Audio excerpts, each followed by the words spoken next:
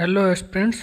तो कैसे हैं आप लोग? आई होप बढ़िया होंगे। और आप लोगों ने शायद पहली शिफ्ट का जो एनालिसिस कराया है हम लोगों ने अपने चैनल पे, वो वीडियो तो देख ही लिया होगा। अगर नहीं देखा तो प्लीज़ ज़रूर जाके देखिए, क्योंकि ये वीडियो सारे आपके आने वाले एग्जाम के लिए काफ़ी इंपॉर्टेंट होने वाले हैं।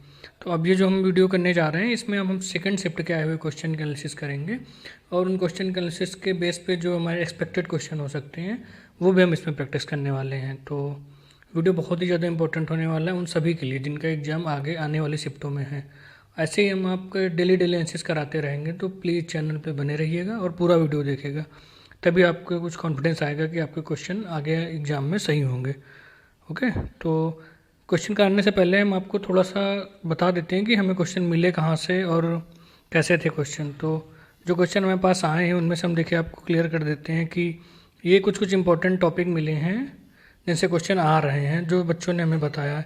जैसे आर्टिकल 72, आर्टिकल 161, आर्टिकल 338, पीएच मान दूध का, बक्सर युद्ध, निजामुद्दीन औलिया की दरगाह कहाँ पे है, इसके अलावा 24 डिग्री ट्रॉपिक ऑफ कैंसर और largest coffee producer, vitamin C, vitamin E से related question, highest peak, Hirakud dam. Okay, और इसके अलावा जैसे लोकपाल कमेटी, नीति आयोग 2015 में कैसे गठन हुआ था, इससे रिलेटेड क्वेश्चन। और हाँ, बंदायूं का गवर्नर, इलेक्ट्रिक फ्लक्स की unit, 97 central amendment act, Virupaksha मंदिर, राउंड टेबल में कौन कौन था। ये ऐसे क्वेश्चन कुछ हैं जो आपके पूछे गए हैं सेकंड शिफ्ट में। तो इन्हीं क्वेश्चन को एनालिसिस करते हैं। स्टार्ट करते हैं अपने पहले क्वेश्चन के साथ। तो जो हमारा पहला क्वेश्चन है वो है अनुच्छेद 338 338 किससे संबंधित है। आंसर आपका दिया है राष्ट्रीय अनुसूचित जाति आयोग से। Okay, national scheduled caste commission जो ये है, मतलब ये जो एससी का जो आरक्षण होता है, एससी की जो देखभाल होती है, जो उनका संरक्षण किया जाता है, वो किस आर्टिकल के अंतर्गत किया जाता है, आर्टिकल 338 के अंतर्गत। इसके अलावा आपके जो और क्वेश्चन हो सकते हैं आर्टिकल से, वो देखिए जैसे है आर्टिकल 1, ये आई होप सबको पता ही होगा, हमारे देश का नाम और इंडियन होगा। ओके, आर्टिकल 19 इंपॉर्टेंट है आपका, प्रेस की स्वतंत्रता। आर्टिकल 40 ग्राम पंचायत का गठन। आर्टिकल 50 न्यायपालिका का कार्यपालिका से पृथक्करण। आर्टिकल 61 राष्ट्रपति पर महाभियोग। आर्टिकल 72 काफ़ी इंपॉर्टेंट है, राष्ट्रपति की क्षमादान शक्ति। ओके, आर्टिकल 108 में दोनों सदन की संयुक्त बैठक होती है। आर्टिकल 123 राष्ट्रपति के अध्यादेश से, और आर्टिकल 213 राज्यपाल के अध्यादेश से। आर्टिकल 280 वित्त आयोग का गठन, और आर्टिकल 300 भारत सरकार की कानूनी नाम। ओके, इसके अलावा आर्टिकल 326 सार्वभौमिक मताधिकार से संबंधित। 343 संघ की राजभाषा। 350 से प्राथमिक शिक्षा मातृभाषा में उपलब्ध। तो आप ऐसे देखिए कि आर्टिकल जो आपके अभी पूछे जा रहे हैं वो आपके आर्टिकल 1 से 100 तक के अनुच्छेद नहीं पूछे जा रहे हैं। वो आपसे जो पूछ रहा है, पहले शिफ्ट में भी जो क्वेश्चन आया था वो भी आर्टिकल आपके शायद 149 आया था। ओके, तो आपके जो आर्टिकल पूछे जा रहे हैं वो आपके आर्टिकल 200 से 300 के बीच, और 300 से ऊपर जो भी आर्टिकल हैं आपके 368 तक, उनसे क्वेश्चन पूछे जा रहे हैं। ओके, तो आप आगे वाले आर्टिकल आप जरूर देखिएगा, जो आर्टिकल आगे आपके दिए गए हैं। ओके, तो चलते हैं अपने नेक्स्ट क्वेश्चन पे। तो हमारा नेक्स्ट क्वेश्चन था दूध का पीएच मान कितना होता है। आंसर क्या होगा, 6.5 से 6.7 के बीच। अब पीएच वैल्यू से आप ये देखिए कि पीएच वैल्यू से फर्स्ट शिफ्ट में भी क्वेश्चन पूछा गया है, उसमें मानव मूत्र का पूछा गया था, इसमें दूध का पूछा गया है। तो मतलब रेलवे पीएच वैल्यू से क्वेश्चन जरूर पूछ रहा है, तो अब आपको आगे पता होना चाहिए आने वाले एग्जाम के लिए कि और कौन से पीएच वैल्यू इंपॉर्टेंट हो सकती हैं। जैसे कि अब हमने इंपॉर्टेंट आपकी जो पीएच वैल्यू होती है एक ही जगह पे लगा दी सारी। जैसे जल का, दूध का, सिरका का 3, मानव रक्त का 7.4, नींबू का 2.4, NaCl का 7, शराब का 2.8, मानव मूत्र का 4.8 से 8.4 के बीच, समुद्री जल का 8.5। ओके, आंसू का, मानव लार का, ये इंपॉर्टेंट आपके जो हैं, ये इंपॉर्टेंट आपके सारे पीएच वैल्यू। ओके, जो आने वाले एग्जाम में आपके लिए काफ़ी हेल्पफुल होगा। तो चलते हैं नेक्स्ट क्वेश्चन पे। नेक्स्ट क्वेश्चन हमारा जो है वो है बक्सर का युद्ध कब हुआ था। बक्सर का युद्ध कब हुआ था, 22 अक्टूबर 1764। ओके, इसके अलावा जो आपके इंपॉर्टेंट युद्ध हैं वो एक बार हम देख लेते हैं। जैसे 1526 में कौन सा युद्ध हुआ था, पानीपत का प्रथम युद्ध हुआ था बाबर और इब्राहिम लोदी के बीच। उसके अलावा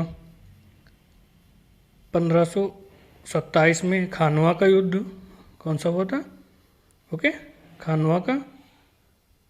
1528 में चंदेरी का युद्ध हुआ था। और 1529 में आपका कौन सा युद्ध हुआ था, याद रखिएगा 1529 में घाघरा का। इसी तरह 1539 में चौसा का युद्ध, ओके। 1540 में कन्नौज का युद्ध, और 1565 में तालीकोटा का युद्ध, 1576 में हल्दी घाटी का युद्ध। ये आपके इंपॉर्टेंट जो युद्ध हुए थे वो हमने आपको बता दिए। चलते हैं नेक्स्ट क्वेश्चन पे। तो सबसे बड़ा कॉफ़ी का उत्पादक राज्य कौन सा है? कॉफ़ी का सबसे बड़ा उत्पादक राज्य है कर्नाटका, ओके। इसके अलावा जो इंपॉर्टेंट चीज़ें हैं वो आप याद रखिए कि कर्नाटका में सूरजमुखी भी बहुत ज़्यादा मात्रा में उगाया जाता है, ओके। उसके अलावा चाय का जो सबसे ज़्यादा उत्पादक राज्य है वो असम। मसाला का सबसे ज़्यादा उत्पादक राज्य जो है वो कौन सा है? एमपी मसाला में, चाय असम में, और गेहूँ यूपी में सबसे ज़्यादा उगाया जाता है, और धान सबसे ज़्यादा जो उगाया जा रहा है वो कहाँ पे? तेलंगाना में, ओके। दूध भी सबसे ज़्यादा इस टाइम यूपी में ही होता है, याद रखिएगा। चलते हैं नेक्स्ट क्वेश्चन पे। नेक्स्ट क्वेश्चन है विंध्य पर्वतमाला की सबसे ऊंची चोटी कौन सी है? तो सबसे ऊंची चोटी विंध्य पर्वतमाला की है कालूमार शिखर और सद्भावना शिखर, ओके। ये सारे क्वेश्चन आपके वो हैं जो एग्जाम में आए हुए हैं सेकंड शिफ्ट में, तो आप क्वेश्चन को बहुत ध्यान से देखिएगा क्योंकि इससे से रिलेटेड क्वेश्चन आपके आगे आने वाले हैं शिफ्ट में, ओके। चलते हैं नेक्स्ट क्वेश्चन। नेक्स्ट क्वेश्चन है हीराकुंड बांध कहाँ पर है और इसकी इसकी ऊंचाई कितनी है? तो हीराकुंड बांध हमारा कहाँ पे है? उड़ीसा में, और इसकी ऊंचाई कितनी है? 60.96 मीटर, 60.96 मीटर। इसके अलावा बांध से रिलेटेड जो फैक्ट हैं आपको देख लीजिए। जैसे सबसे ऊंचा बांध कौन सा है भारत का? टिहरी बांध। ये कहाँ पे? उत्तराखंड में, और इसकी हाइट कितनी है? हाइट जरूर याद रखिएगा टिहरी बांध की कितनी है? 260.5 मीटर, ओके। और सबसे लंबा कौन सा है? सबसे लंबा हीराकुंड, ओके। ये कहाँ पे? ये भी उड़ीसा में है। इसके अलावा सबसे पुराना बांध है कल्लन का ही, और ये कहाँ पे है? तमिलनाडु में, ओके। ये इंपॉर्टेंट बांध है आपके, बांध से रिलेटेड जो आपके फैक्ट थे, ओके। उसके बाद चलते हैं अगले क्वेश्चन पे। इंसुलिन की खोज किसने की थी? इंसुलिन की खोज की थी फ्रेडरिक बैंटिंग ने, ओके, फ्रेडरिक बैंटिंग ने। चलते हैं आगे क्वेश्चन पे। अगला क्वेश्चन है लोकपाल की नियुक्ति किस समिति द्वारा की जाती है? जो लोकपाल की नियुक्ति वो की जाती है उस समिति में प्रधानमंत्री होता है जो चेयरपर्सन होता है उस समिति का, ओके। उसमें लोकसभा के अध्यक्ष होते हैं, लोकसभा में विपक्ष के नेता और भारत के मुख्य न्यायाधीश। और भारत के अगर मुख्य न्यायाधीश नहीं होते हैं तो उनके द्वारा सुप्रीम कोर्ट का कोई ना कोई न्यायाधीश भेजा जाता है जो उस कमेटी का मेंबर होगा। और अब लोकपाल से रिलेटेड थोड़े से टॉपिक समझ लेते हैं। लोकपाल जो होता है वो 5 वर्ष या 70 वर्ष जो पहले हो जाए तभी तक अपने पद पर ग्रहण कर सकता है। भारत के समय जो प्रेजेंट लोकपाल हैं वो हैं अजय माणिक राव खानविलकर, ओके, अजय माणिक राव खानविलकर। और एक चीज़ और, लोकपाल की जो समिति होती है ये क्या करती है? भारत में जो केंद्रीय सरकार होती है, केंद्र सरकार के जो भी कार्य होते हैं, उनके जो भी शिकायतें होती हैं, उससे रिलेटेड जो भ्रष्टाचार की जो जांच करती है वो कौन करता है? लोकपाल कमेटी करती है। इसमें मेंबर 8 मेंबर होते हैं, ओके, क्लियर। तो चलते हैं अपने नेक्स्ट क्वेश्चन पे। नेक्स्ट क्वेश्चन हमारा इलेक्ट्रिक फ्लक्स की एसआई यूनिट क्या होती है? इलेक्ट्रिक फ्लक्स की एसआई यूनिट क्या होती है? Volt meter, okay, volt meter. इसके अलावा जो इंपॉर्टेंट आपकी यूनिट है जैसे ज्योति फ्लक्स की एसआई यूनिट ल्यूमेन, लेंस की एसआई यूनिट डायोप्टर, संवेग आयोग का एसआई मात्रक न्यूटन सेकंड, विद्युत आवेश का कूलाम, और विद्युत चुंबकीय तीव्रता का टेस्ला, ओके, क्लियर है। अगला है ताप का एसआई मात्रक क्या होता है? केल्विन, द्रव्यमान का किलोग्राम, पृष्ठ तनाव का न्यूटन प्रति मीटर, चाल का मीटर प्रति सेकंड, वायुमंडलीय दाब का बार, ओके। तो ऐसे समझिए कि साइंस के आपके क्वेश्चन आ रहे हैं, लगभग 5 से 6 क्वेश्चन आ रहे हैं साइंस के। उसमें फिजिक्स, बायो और केमिस्ट्री तीनों के क्वेश्चन आ रहे हैं। फिजिक्स के जैसे यूनिट हैं, एक या 2 न्यूमेरिकल भी आ जाते हैं कभी कभी। उसके अलावा केमिस्ट्री में आपसे पूछा गया है 1 या 2 रिएक्शन पूछी गई थी, नॉर्मल रिएक्शन थी, वो शायद बच्चे कुछ बता रहे थे लेकिन कन्फ्यूज थे उस बताने में, ओके। चलते हैं अगले क्वेश्चन पे। अगला क्वेश्चन है विरूपाक्ष मंदिर जो भगवान शिव को समर्पित है कहाँ स्थित है? विरूपाक्ष मंदिर आपका कहाँ है? कर्नाटका, हम्पी। तो ये चीज़ क्लियर हो गई कि स्टैटिक जीके में जो पोर्शन आपको उठा रहा है वो उठा रहा जैसे मंदिर, ओके, और यूनेस्को के जो स्थल हैं वो आपसे पूछे जा रहे हैं। तो ये यूनेस्को के जो भी प्रमुख स्थल हैं ये जरूर आप एक बार देख लीजिएगा। अगला क्वेश्चन है महाभारत किसने लिखी है? तो महाभारत किसने लिखी है? पतंजलि ने।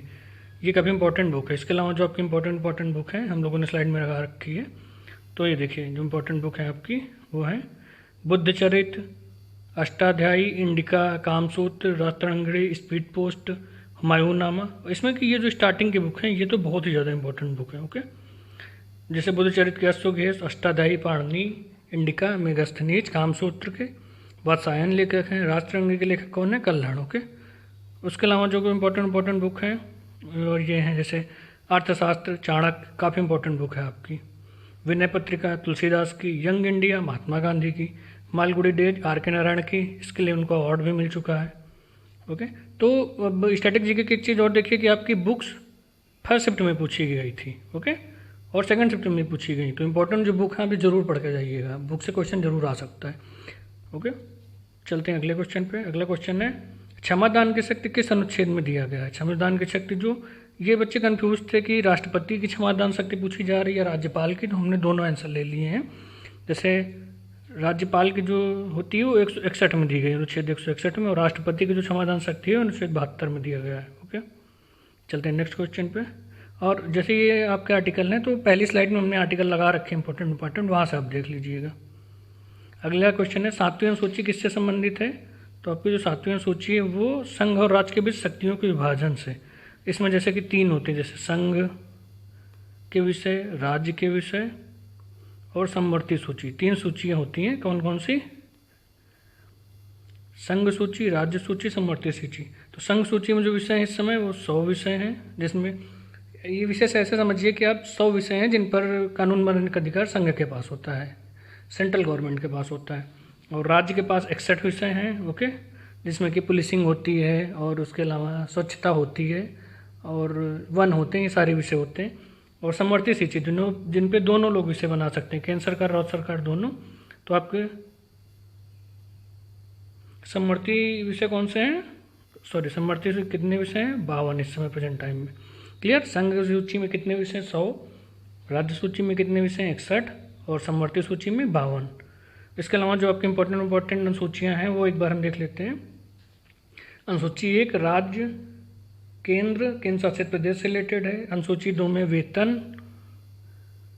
भत्ते हैं सरकारी एम्प्लॉय की, जो राष्ट्रपति होते हैं, राज्यपाल होते हैं या जो भी प्रधानमंत्री।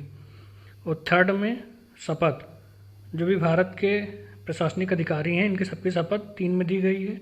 4 में राज्यसभा का सदस्य बनना, जो राज्यों से आते हैं, ये दिया गया है। 5 में आपके अनुसूचित क्षेत्र, अनुसूचित जनजाति क्षेत्र दिए गए हैं जिन पर नियंत्रण राष्ट्रपति का होता है। 6 में आपके 4 स्टेट हैं जिन पे डायरेक्ट नियंत्रण आपका राष्ट्रपति करता है, केंद्र सरकार करती है। इसमें आपका त्रिपुरा, मिजोरम, असम और मेघालय। कौन कौन? असम, मेघालय। Okay, clear? चलते हैं नेक्स्ट क्वेश्चन पे। तुम्हारा नेक्स्ट क्वेश्चन है 24 डिग्री अक्षांश पर भारत की कौन सी राजधानी? ये क्वेश्चन आपका देखिए कमाल का क्वेश्चन पूछा है। ऐसे पूछा है कि 20 डिग्री अक्षांश पर भारत की कौन सी राजधानी है? बेंगलोर। मतलब काफ़ी इंटरेस्टिंग क्वेश्चन लगा मुझे ये, जो आपको फंसा सकता था। इसका आंसर होगा बेंगलोर। ओके, चलते हैं नेक्स्ट क्वेश्चन।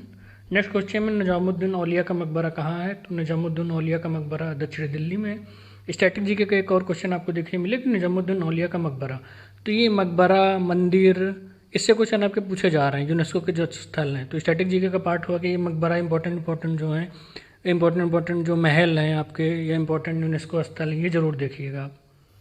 चलते हैं नेक्स्ट क्वेश्चन। तो नेक्स्ट क्वेश्चन है हमारा कि विश्व का प्रथम इलेक्ट्रॉनिक सुपर कंप्यूटर कौन सा था? ENIAC। विश्व का प्रथम इलेक्ट्रॉनिक सुपर कंप्यूटर कौन सा था? ENIAC। ओके, तो कंप्यूटर में ऐसा बता रहे हैं कि कंप्यूटर में क्वेश्चन ऑपरेटिंग सिस्टम से भी आया था, 1-2 क्वेश्चन किससे? Operating system. तो ये आप देख लीजिएगा ऑपरेटिंग सिस्टम से रिलेटेड क्वेश्चन क्या बन सकते हैं। ओके, इंपॉर्टेंट टॉपिक आपका ऑपरेटिंग सिस्टम। तो चलते हैं नेक्स्ट क्वेश्चन पे। नेक्स्ट क्वेश्चन हमारा भारत के 52वें मुख्य न्यायाधीश कौन है? भारत के 52वें मुख्य न्यायाधीश हैं भूषण रामकृष्ण गवाई। ओके, कौन है? भूषण रामकृष्ण गवाई भारत के मुख्य न्यायाधीश हैं। क्लियर? अब आप लास्ट में देखिए क्वेश्चन है 106वें संविधान संशोधन अधिनियम 2023 ने लोकसभा में राज्य विधानसभाओं में महिलाओं की सीटें आरक्षित की। कितने % आरक्षित की? 33, 1/3। ओके, जितनी भी सीटें होंगी आपकी लोकसभा, राज्यसभा या स्टेट असेंबली में, उनका 1/3 सीटें महिलाओं के लिए होंगी। और ये कौन सा संविधान संशोधन था? 106वां संविधान संशोधन था। इसके अलावा इसमें इम्पोर्टेंट क्या है कि ये जोड़ा किस में गया है? 243 ए में जोड़ा गया है। इसमें SC ST महिलाओं के लिए भी सीटें अलग से आरक्षित की जाएंगी। ओके, क्लियर, समझ में आ गया आपको? तो देखिए, बच्चों ने जो हमें मैसेज किया उस फीडबैक पे हम बता रहे हैं आपको कि उन्होंने जो मैसेज किया है कि 2025 से 2 करंट के क्वेश्चन थे और 2019 से 2 करंट, और पॉलिटी से 4 क्वेश्चन था सेकंड शिफ्ट में, हिस्ट्री से 3 क्वेश्चन था। तो करंट आपका ये नहीं है कि 2025 के बाद का ही पूछ रहा, 2024 का, 23 का। क्लियर? और क्वेश्चन जो था ये देखिए, कंप्यूटर से 5 से 6 क्वेश्चन आपके बने, करंट अफेयर से 6 से 7 क्वेश्चन, वो भी 2024 या 25 के, मतलब मोस्टली 24 से ही बने आपके। ओके, उसके अलावा मैथ्स ओवरऑल PYQ बेस्ड थी, बहुत ज़्यादा मतलब नए क्वेश्चन नहीं पूछे जा रहे हैं। कैलकुलेटिव थोड़ा सा मैथ में टाइम लग रहा है। तो SI CI दोनों चैप्टर मिला के 3 क्वेश्चन थे। GK पॉलिटी से ज़्यादा, उसमें आर्टिकल प्लस। देखिए, आर्टिकल हमने बताया आपको कि जो इम्पोर्टेंट आर्टिकल हैं, संविधान संशोधन जो हुए हैं, वो ज़रूर आप पढ़ के जाइए।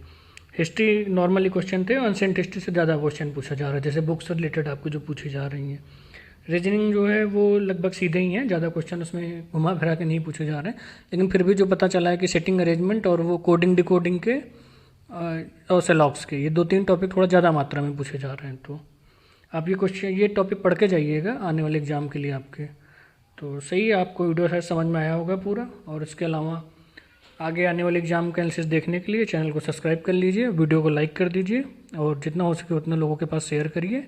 ऐसे ही आगे भी आपको एग्जाम से रिलेटेड सारा कंटेंट मिलता रहेगा, एनालिसिस आप देखते रहेंगे। Thanks for watching, keep supporting, thank you.